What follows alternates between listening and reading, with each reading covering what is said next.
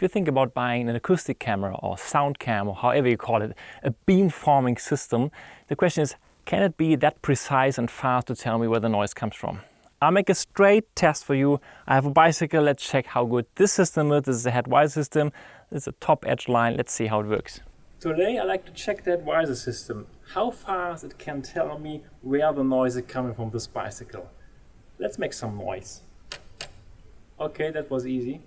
Let's check the brakes. Okay, that was the front brake. And that was the brake behind. Both at the same time. Oh, really at the same time?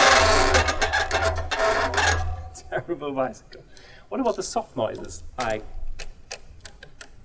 directly online? Okay, this was fast. But what about post-processing? I want to have some detail analysis. Let's check.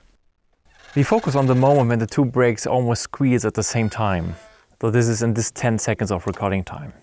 Now we move to the point where the front brake squeals. That is here. There you can see it comes from the front, so let's zoom in. And there I concentrate on the high frequency peak and I see, yeah, that's the point where the brake grabs the disc.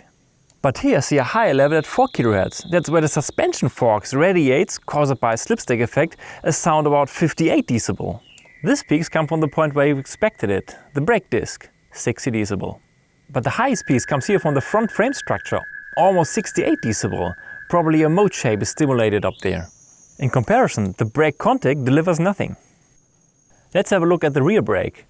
Also here, the level at the brake pad is almost nothing. The first tonal component comes here from the rod to the rear rack. The highest peaks comes from the chain adjuster.